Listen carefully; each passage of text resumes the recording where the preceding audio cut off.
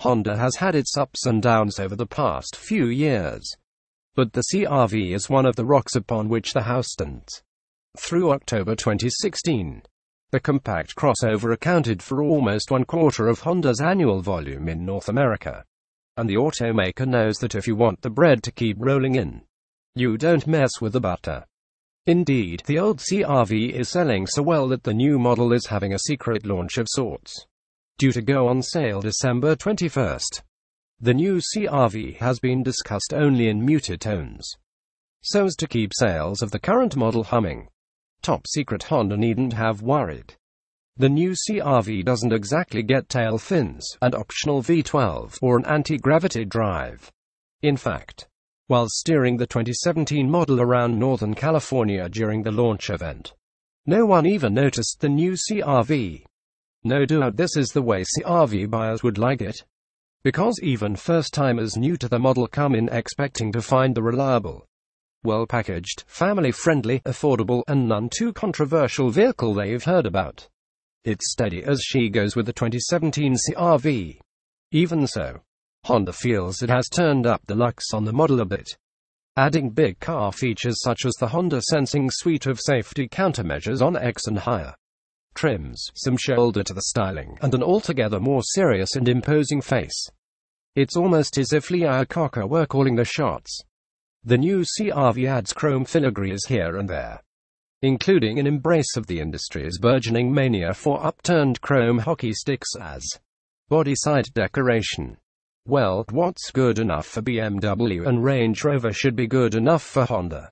LEDs for the taillights, daytime running lights, and turn signals are another clue that this is the new car, as are the optional full LED headlight clusters. We've come a long way from the spunky original CR-V, with its rear-mounted spare tire and spindly suspension bits visible underneath. Honda pushed a little harder in the interior. A 7.0-inch touchscreen, now with a radio volume knob, is the centerpiece of a pleasantly upscale dashboard with an unusual 3-zone instrument cluster. Honda, perhaps significantly also a motorcycle maker, has been one of the braver companies when it comes to moving past the well-worn 2-dial convention of tach and speedo. In the CR-V with its all-digital TFT cluster, the tachometer, not much needed in a vehicle that no longer offers a manual transmission, becomes a band at the top, and the speedometer is a digital readout, both executions of which seem appropriate for this car. Honda knows its buyers well, as evidenced by some of the small changes, such as twin 2.5-amp USB ports in back, the reconfigured center storage bin designed for what real people stash, and reshaped door pockets with drink holders that will accommodate bottles as large as 1 liter in size. Passengers get a little more space, thanks to a 1.6-inch wheelbase stretch, which gives rear seat occupants another 2.1 inch of legroom, moving the rear seat up from economy to a very generous economy plus. Likewise, the cargo area grows nearly 10 inches longer with the rear seats folded. Honda's photos proudly display a full-size mountain bike inserted upright, albeit with the front wheel removed.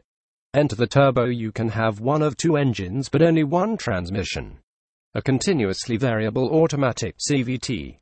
The base Lux uses the 2.4-liter twin-cam direct-injected inline-4 from the Honda Accord, here delivering 184 horsepower and 180 pounds-feet, while the 1.5-liter turbocharged 4-cylinder with 190 horsepower and 179 pounds-ft goes into the X, XL, and Touring models.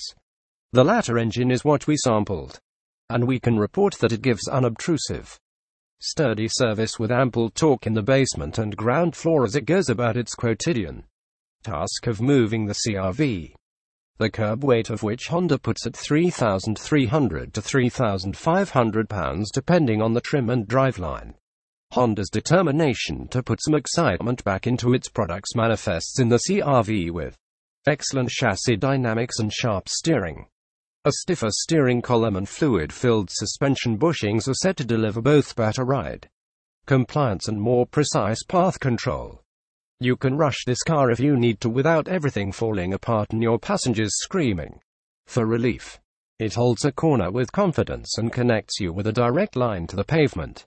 Perhaps it's no surprise, then, that one of project leader Takaaki Nagadome's first jobs at Honda was body engineering for the original NSX.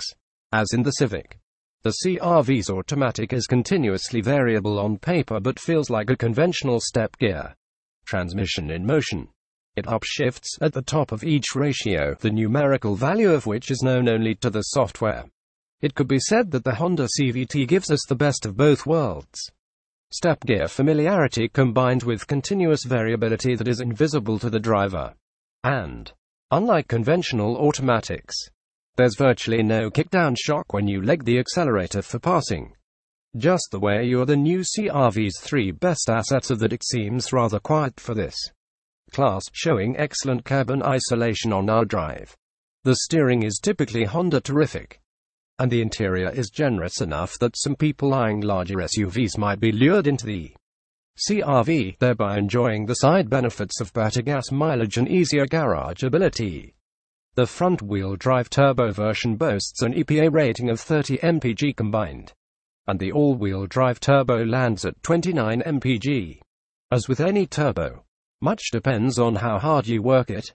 But drive it like a normal person and you should be rewarded with fuel thriftiness better than average for this class of crossovers.